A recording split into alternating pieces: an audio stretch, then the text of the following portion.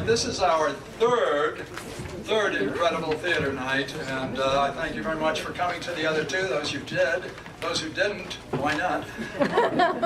Anyway, what we're going to do tonight is have two short plays, both of them comedies, played by this incredible group of actors, all of whom are your friends and neighbors, or not.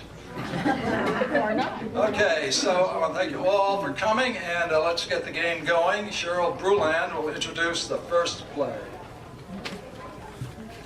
The Mother of My Children by Jerry Burney. The location is a small town. The time is present. The cast of characters is Ingrid, the statuesque waitress played by Patty Brucker. Simon, a 13-year-old student played by Ken Newman. That fits. Dad, Simon's father, is played by Bill Brucker. Mom, Simon's mother, is played by Jan Marquez. Doc, the family doctor, is played by Bob McSpadden. Father Mac, the parish priest, is played by Chris Harvey. Mr. Kennedy, high school English teacher, will be played by Jerry Burning. Jerry Burning will also play the bartender, a middle-aged man. And I am Cheryl Bruland, and I'll be your narrator. Oh, go ahead. The story summary: a teenager begins his quest for the classic ideal of motherhood. Scene 1, day. Classic Midwestern tavern look. Dark chairs and tables, booths, neon beer signs, a bar at one end filled with blue-collar guys eating the blue plate special. A middle-aged man tending bar. A young, attractive, voluptuous waitress chews gum, leaning against the wall. Simon, high school freshman, enters through the family room door. Right on time, I see. Hi. Simon picks up a menu and pretends to peruse it carefully. Ingrid hovers over him, pad and pencil in hand. Yes, sir. And what'll it be today? The blue plate special is sauerkraut and knockwurst. Sound good? And a burgop to wash it down. I'm too young. Still? Well, I am getting older day by day. Barks root beer then. Simon nods. Did George make those cherry stuffed donuts today? Just for you. One or two? Simon holds up one finger. Ingrid ruffles his hair, then walks to fill the order. Simon pulls a sandwich from his bag and unwraps it. White bread and bologna, just like every other day. Simon opens his book and stares at the pictures of Ceres, Earth Mother. The page is worn. Flaxen hair, large breasts, sturdy thighs. Perfect. He takes a bite of the sandwich. Ingrid brings the root beer and donut. Here you are, sir. Simon blushes as he compares Ingrid's body to the picture. He counts out the exact change and adds a 2-bit tip. Ingrid scoops up the cash and drops it in her uniform pocket. She smiles broadly as she returns to her post. Simon looks at his book and then at the rear view of Ingrid. Scene 2, evening. Dad sits in a reclining chair reading the News Sentinel. Baseball game is on TV. Simon enters in a rush. Whoa, slow down, Simon. You going to a fire? Hey, Dad, can I ask you something really important? Well, that's my job, son, answering questions from inquiring young minds. Dad drops papers by the chair, silences the TV with the remote. Hey, Dad, remember Ceres? Do you realize, Sport, that I always beat your mom at Jeopardy? That's not what she says. Well, she counts questions like rap and hip hop and that stuff. The classical stuff, that's what really counts. Dad, the goddess. Ceres? I'm not that old, but yes, I dimly recall her. Well, she's kind of like the Earth Mother. You know what I mean? I don't think that's what biblical version Grecian or Darwin's for that matter. Wait a minute, Ceres. She's the statue on top of the Board of Trade building in Chicago, so she must be very important. How did you pick out Mom to be the mother of your children? Dad moves the chair to the full upright position. You haven't reached puberty yet, have you? And you're picking breeding candidates? I have to plan ahead. I can't just drift through life. I am almost 13 and in high school, so it's not too early to do research. Dad smiles and the chair returns to the laid back position. Son, research. That was the best of times. Dad, I just don't want to make a mistake. You read everything, check all the specs, talk to guys that own them. You take test drives before you buy a car. Ah, test driving. I was talking about test driving. Did you test drive Mom?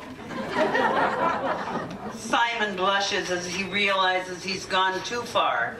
His feet hit the porch by the time the words reach Dad's ears. Mom looks in from the kitchen. Where is Simon going in such a hurry? He just needed some air. Dinner about ready?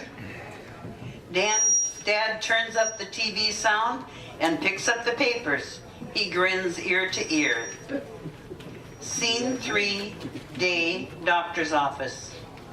Simon squirms as he sits on the table in the examining room. Doc Forsythe enters. So how are you, Simon? Hiya, Doc. So your mother says you're having headaches. Yep, might be a brain tumor. So I thought I should talk to you. Maybe it's all that stuff in high school. Algebra, and Shakespeare and everything. Doc starts listening to Simon's heart with his stethoscope. Yeah, maybe, but it's probably just my sinuses again, right? Well, let me look. Something else bothering you? Doc uses a tongue depressor, then peers into Simon's ears, presses on his nose. Does it hurt here or... Ouch! Oh, sinusitis it is. You'll make a good doctor. What's the other thing? Doc, I asked my dad, but he just goofed around. Oh, must be about sex. Fathers talk sports. They tend to leave sex education to the moms. So you need information on the sexual proclivities of prepubescents.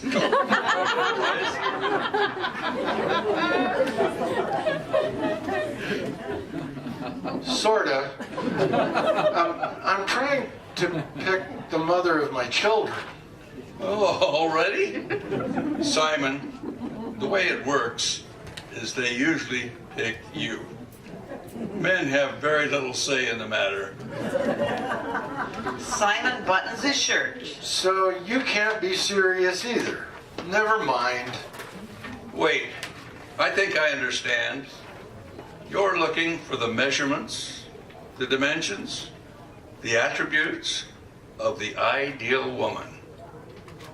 You may be too analytical for general practice, perhaps research. You have someone in mind? Simon shuffles his feet and blushes. Ingrid. Oh, yes, Ingrid. Well, well, from the Bob Inn? Yeah. She gets her flu shot every year without whining. But it hurts. She's an excellent physical specimen. Yes, she could be used as a template. She certainly could be. Healthy as a horse. Good choice, Simon. Does that help answer your question? Does she Does she look as good naked as she does in her clothes? Whoa. You'll have to ask her. Goodbye. Must get to my next victim. In the waiting room sits Ingrid. Simon stares at her. Are you all right? As soon as I find my place. I'm okay. Why is my favorite customer hanging out here? Just sinus stuff. No biggie. See ya. Yeah. See ya.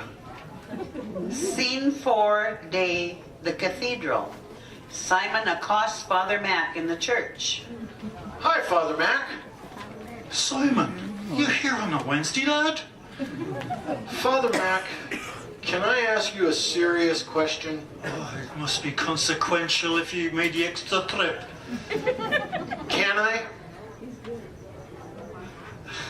I'm not the answer man, Simon, but I talk to him every day. How can I help you? Father, I want to pick the right woman to be the mother of my children. How refreshing. Not merely cheap lust, but a realization for the need of spirituality and selection of a lifetime. Yeah, you know, like Holy Mary, Mother of God. Aye, spirituality, the ideal. But the physiology of her son's conception and birth was somewhat unusual. I suspect you've already selected some sort of role model? Perhaps a movie or TV personage? Actually, Father, do you know Ingrid over at the Bob Inn? Oh, yes, she drops in on occasions like Christmas and Easter. A very cheerful girl, so she's your concept of an ideal future bride? Yup. Doc Forsyth gave her a clean bill of health. How about you? How strange. You're not an ordinary child. Now, I can divulge anything that happens in confessional, but I can say that I believe she's a fundamentally good and loving person. Thanks, Father Mac. Be seeing you Sunday. Anytime, Simon, anytime. Scene 5, day. Simon stops Mr. Kennedy, the English teacher, on the steps before classes. You gotta? What language might that be? English. Anyways, I need to ask you a really important question. Anyways, you need so much work. Can't you just help me? Oh, Simon, I am quite busy, much too busy for underage children who slip into my high school. Please? Oh, very well then, but please phrase your query briefly and precisely. I have no time for balderdash.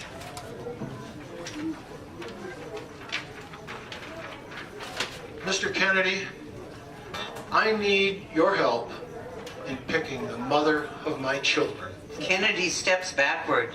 Might that be repeated? Sir, I need you to help me. I am quite confused. Do you need a matchmaker? At your age? Doc Forsyth helped me with her physically. Father Mac took care of the spiritual. And now I was hoping that you, being the smartest teacher at Longwood, maybe would do your part. Simon, You are seeking the ideal. The glories of Athens and ancient Rome, personified in modern woman. You are most amazing. What do you need? Have you a candidate that requires testing? Ingrid of the Bob Inn.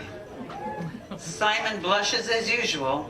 Kennedy blushes and turns away, makes whistling noises, breathing through his teeth.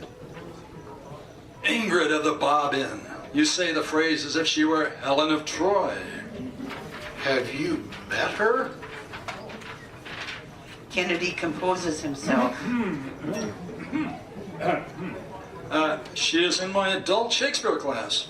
A very good mind that is too long laying fallow. unlike her body. Wow! Shakespeare! So the good doctor and the padre both have placed their stamp of approval upon your choice? Yes, sir. I add my endorsement most heartily. So she's pretty smart, huh? Ingrid is as clever as she is lovely. So does this complete your assessment? Are these the first faltering steps of a grand May-December romance? Thanks, Mr. Kennedy. Simon races away. Oh, to be young again.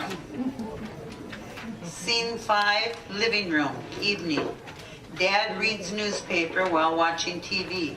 Simon bounces into the room. Hi, Dad. Would it be okay if we talked? About test driving? I'm sorry about that. It's okay, champ.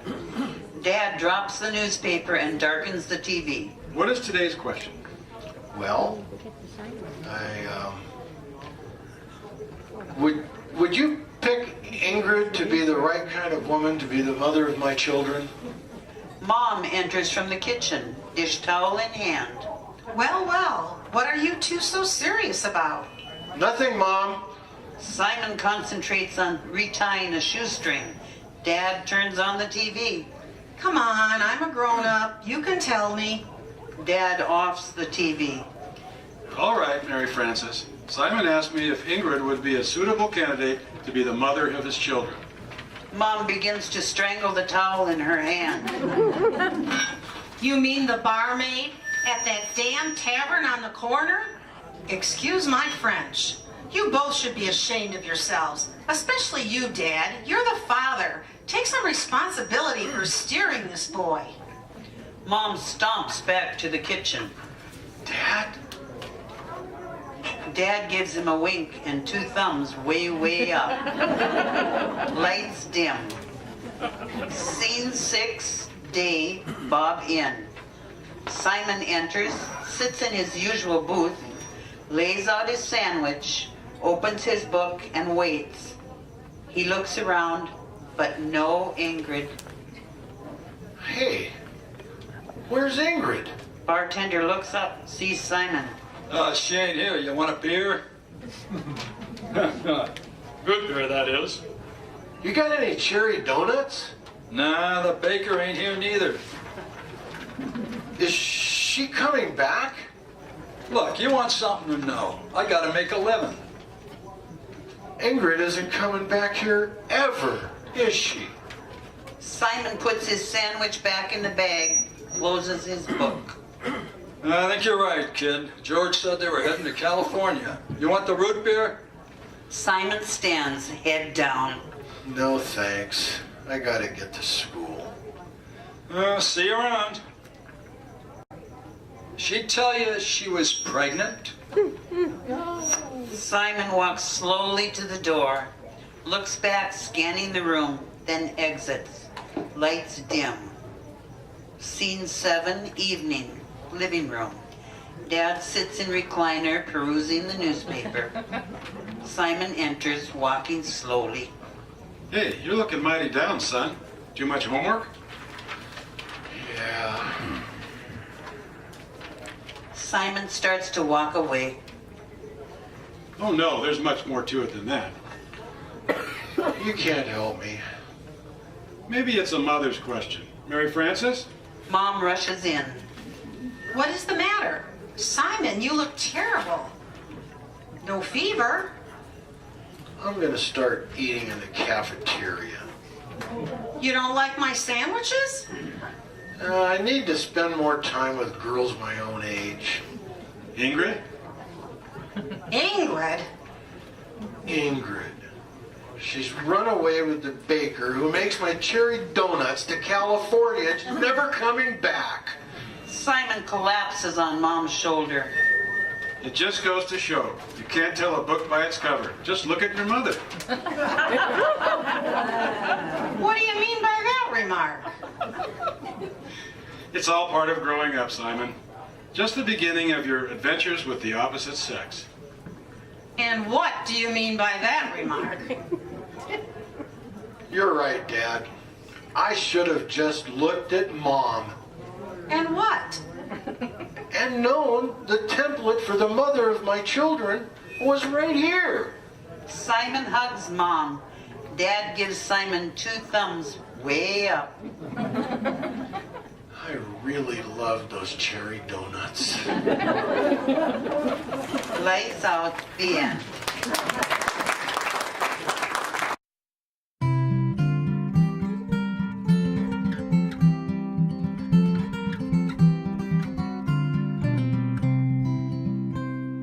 I walk a crooked road to get where I'm going.